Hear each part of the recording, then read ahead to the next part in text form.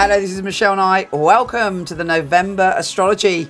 This month, all the main planets are going straight ahead, giving us oomph, giving us vim and vigour, and we can all get on, thank goodness. Not necessarily with each other, but certainly with what we need to do in the universe.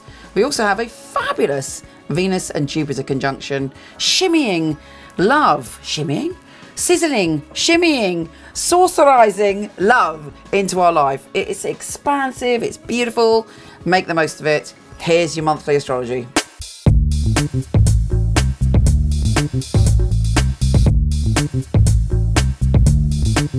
Taurus, this month is all about relationships, finding harmony and all the things that you love. You're being let off the hook a little bit. You're being given revelations on how to seek the peace that you want, and also how to change and say exactly what you need to progress. You may have felt that you've had to compromise. You may have felt stressed out recently, but this month is all about going forward and you finding the light. Now, to start off with, we have Venus sextiling Ceres Saturn, and this is quite good because it makes you feel calm. You have this sense of security. You want to kind of reach out and spring clean your love life. You want to deal with things that have been hidden, and that's hard for you because, you know, you like to make the peace. You could be grumpy, you could be stubborn, but fundamentally you will always seek to bring harmony into your relationships. People might not know that. People might go, huh, what are you talking about? That stubborn old Taurus is always kind of, you know, digging their heels in. But really, a Taurian natural being is to keep everything secure and to be a very loyal creature. When the full moon hits on the 4th, you get a peak emotional experience because it's in your sign. Now, the full moon is very intense. It creates a whole kind of swell of emotions. So if you're feeling happy, you're like, yeah, feeling really happy. But if you're feeling kind of a bit down, or there's something that you're not allowing your psyche to tell you, all of this stuff comes swirling up from your unconscious. But also, you are powerful that day. You may be emotional, but you're powerful. You're intuitive. You're a sorceress or a sorcerer. You sense things, you know things, you intuit things. So really pay attention to what messages, signs and symbols the universe is giving you on the 4th. Now, I have to say, you may be a little bit shaken up on the 4th because Venus is opposing Uranus, the unpredictable. You may get this feeling that something's not right, but actually it could be that you're just remembering a past life. It's not even, and I'm not a hippie, trust me when I say this, you know, it's one of those times where you're deeply connected and plugged into the source. So you're feeling perhaps something from not even this existence, some karmic connection between you and a partner or a potential partner, something you can't put into words that just is. Take note of it, write it down, but don't necessarily do anything rash based on whatever comes up from your unconscious.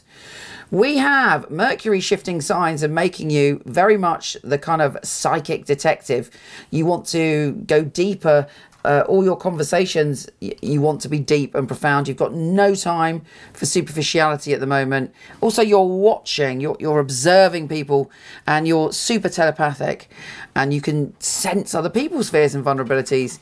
Use that magic wisely. Don't use it in any way you shouldn't. Use it to kind of have more awareness of why people behave that they do the way that they do. It may be that somebody's being aggressive. It may be that somebody's behaving in an odd manner or disappears, and you work out that it comes from their insecurity rather than, you know, whatever front emotion you see being the genuine emotion. There's more going on beneath the surface. When Venus shifts signs, you are happy as Larry, whoever Larry is, because it's going into your relationship zone. You're like, yeah, bring it. It brings peace, it brings harmony. It also makes you a little bit of a love magnet. People are very drawn to you, and they kind of sense this good vibe coming off you. Now, when Saturn trines Uranus, oh, hang on a minute, before we get to that. Yes, no, 11th. When Saturn trines Uranus, you have a revelation, a spiritual revelation around that day. And you're understanding why your life is the way it is. And you also, if you really pay attention to the messages coming to you, there should be a key to the next phase, or to some treasure coming to you to truly be free. Now, when Venus joins forces with Jupiter on the 13th, it is mega fabulous. It is a chance to completely transform your relationships. Obviously, you've got to do some of the work. You know, if there's something that you need, a pattern that you need to change, and Taurians can get ingrained in patterns.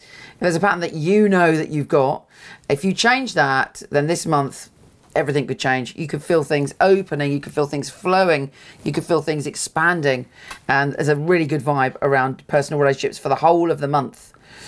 The new moon is also in your relationship sector. Okay, it may be an ending and a beginning. It may be that you have to let go of something, whether it's a relationship pattern, an idea of an ex-lover that you've been clinging on to, maybe meeting someone, or perhaps if you're in a relationship, it goes to the next cycle with, of course, you doing the work. But it's just great. You can shed a load of relationship crap that you don't need to carry around with you.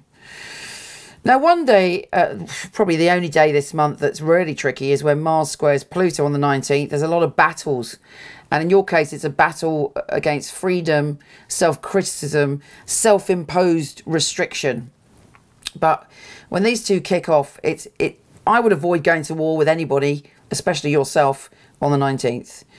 Now, on the 21st, it's a very frisky day for you when Venus sextiles Pluto. There's some adventure coming into your love life. The sun is going into your deep, deep, deep psychic detective primal zone on the 22nd.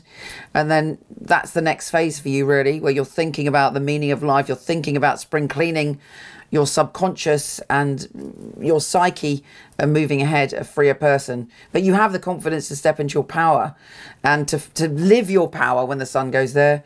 And on the 22nd, Neptune turns direct, and it gives you the opportunity to bump into visionary people again, and to feel at one with the people that are around you, the people that you collaborate with.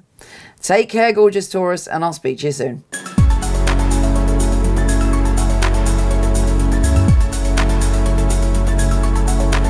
Hello, wonderful one. Thank you so much for listening. It would be fabulous if you liked, subscribed, or shared. It would be really, really helpful. Also, I have a ton of free stuff for you. Horoscope.co.uk for everything astrology, and micheleknight.com for everything psychic and free tarot reading. See you there.